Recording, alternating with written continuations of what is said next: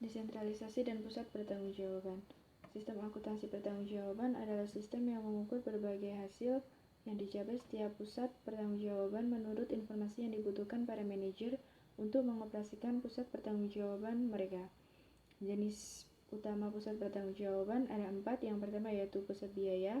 Nah, di pusat biaya ini manajer bertanggung jawab terhadap biaya. Selanjutnya ada pusat pendapatan. Di pusat pendapatan, manajer bertanggung jawab terhadap penjualan. Lalu ada pusat laba. Di pusat laba, manajer bertanggung jawab terhadap penjualan dan biaya.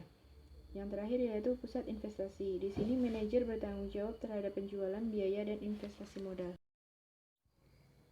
Pengukuran kinerja pusat investasi dengan menggunakan laporan laba rugi variabel dan absorpsi. Perhitungan biaya variabel atau disebut perhitungan biaya variabel hanya membebankan biaya manufaktur variabel ke produk. Biaya-biaya ini meliputi bahan baku langsung, tenaga kerja langsung, dan overhead variabel. Nah, di overhead tetap ini diperlakukan sebagai beban periode dan tidak disertakan dalam penentuan biaya produk. Dasar pemikiran dalam hal ini adalah overhead tetap merupakan biaya kapasitas atau tetap ada dalam bisnis. Selanjutnya, perhitungan biaya absorpsi. Membebankan semua biaya manufaktur pada produk, bahan baku langsung, tenaga kerja langsung, overhead variabel, dan overhead tetap. Pembebanan ini digunakan untuk menentukan biaya produk. Nah, di sini menurut metode ini, overhead tetap dibebankan pada produk melalui penggunaan tarif overhead tetap yang ditetapkan terlebih dulu dan tidak dibebankan sampai produk terjual.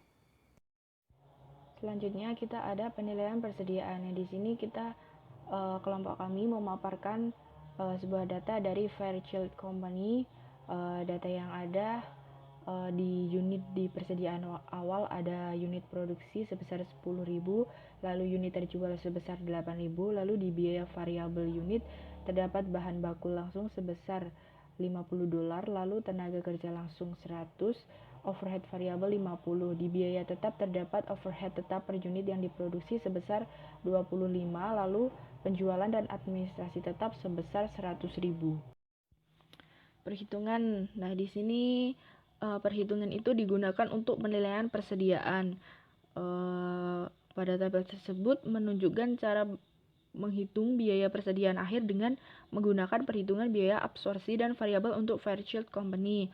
Perlu diperhatikan bahwa perhitungan biaya absorpsi persediaan akhir mencakup biaya bahan baku langsung, tenaga kerja langsung, overhead variabel, dan overhead tetap per unit. Sedangkan di metode perhitungan biaya variabel, persediaan akhir hanya mencakup biaya bahan baku langsung, tenaga kerja langsung, dan overhead variabel. Lalu untuk mencari biaya produk per unit yang ada di dalam tabel tersebut diperoleh dari menjumlahkan komponen-komponen sesuai metode masing-masing. Nah, di perhitungan biaya absorpsi, biaya produk per unit diperoleh sebesar $225. Lalu di perhitungan variabel diperoleh $200. Nah, untuk mencari nilai persediaan akhir di sini ada 2.000 dikali $225 menjadi $450.000. Nah, 2.000 di sini kita diperoleh dari persediaan awal yaitu 10.000 dikurangi 8.000. Nah, untuk perhitungan biaya variabel nilai akhirnya yaitu $400.000. Yang kedua yaitu laporan laba rugi dengan menggunakan biaya variabel dan absorpsi. Di sini hasil akhir laba bersih dari metode biaya variabel dan absorpsi memiliki angka yang berbeda. Nah, perbedaan tersebut itu terjadi karena jumlah overhead tetap yang diakui sebagai beban pada kedua metode. Selanjutnya ada hubungan antara produksi, penjualan, dan laba.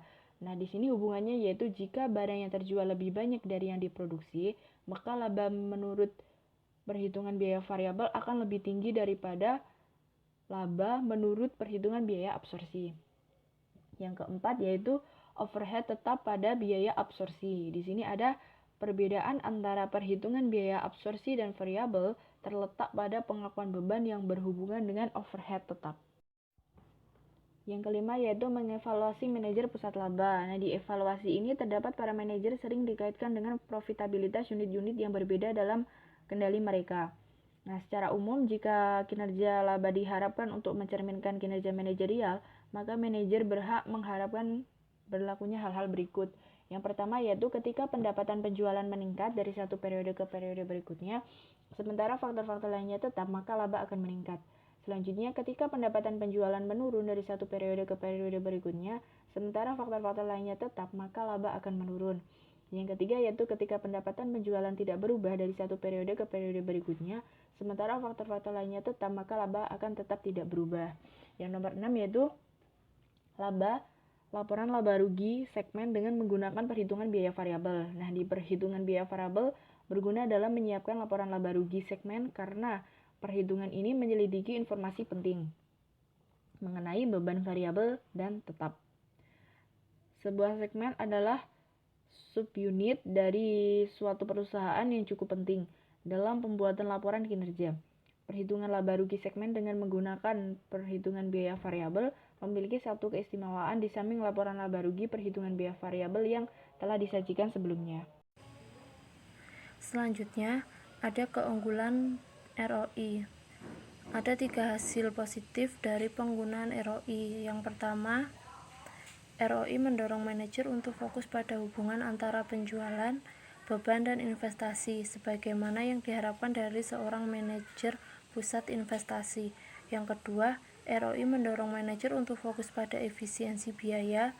Yang ketiga, ROI mendorong manajer untuk fokus pada efisiensi aktiva operasi. Kemudian ada fokus pada hubungan ROI, yaitu istilah ini sering digunakan untuk menunjukkan ROI minimum yang dibutuhkan untuk menerima suatu investasi. Kemudian ada fokus pada efisiensi biaya. Selanjutnya, fokus pada efisiensi aktiva operasi, yaitu manajer divisi memulai suatu program intensif untuk mengurangi aktiva operasi. Hasil terbesar diperoleh dari pengurangan persediaan. Selanjutnya, ada kelemahan pengukuran ROI. Aspek negatif dari penggunaan ROI ini yaitu ROI mengakibatkan fokus yang sempit pada profitabilitas divisi dengan mengorbankan profitabilitas keseluruhan perusahaan. Yang kedua, ROI mendorong manajer untuk fokus pada kepentingan jangka pendek dengan mengorbankan kepentingan jangka panjang. Kemudian ada fokus yang sempit pada profitabilitas divisi. Lalu ada mendorong optimisasi jangka pendek, yaitu penekanan pada penjualan ekstra akan bermanfaat untuk kinerja tahun berikutnya. Kemudian ada mengukur kinerja pusat investasi dengan menggunakan laba residu dan nilai tambah ekonomi.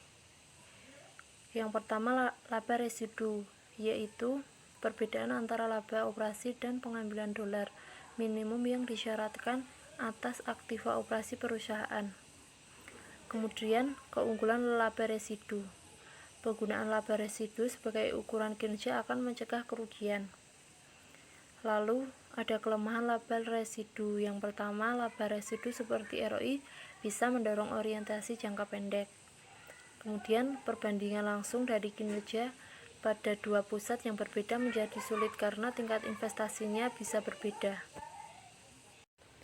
Selanjutnya adalah nilai tambah ekonomi.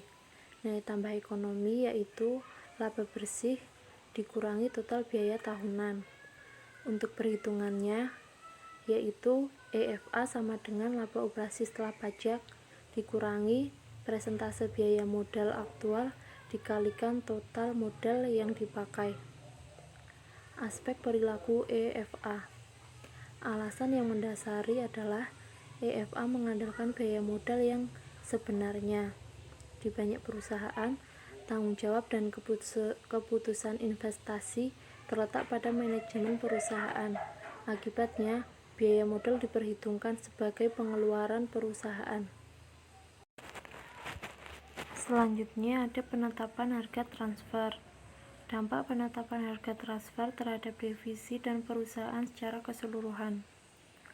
Ketika satu divisi dari suatu perusahaan menjual pada divisi lain, divisi tersebut dan perusahaan secara keseluruhan terkena pengaruhnya. Harga yang dikenakan untuk barang yang ditransfer mempengaruhi biaya divisi pembeli dan divisi penjual. Kemudian ada kebijakan penetapan harga transfer. Harga yang ditetapkan divisi yaitu ada harga transfer minimum dan harga transfer maksimum. Lalu ada harga pasar. Harga pasar adalah pendekatan terbaik untuk penetapan harga transfer. Kemudian ada harga transfer berdasarkan biaya, dan yang terakhir ada harga transfer yang dinegosiasi, yaitu pendekatan ini berguna saat kondisi pasar tidak sempurna, seperti kemampuan defisit di dalam perusahaan untuk menghindari biaya penjualan dan distribusi.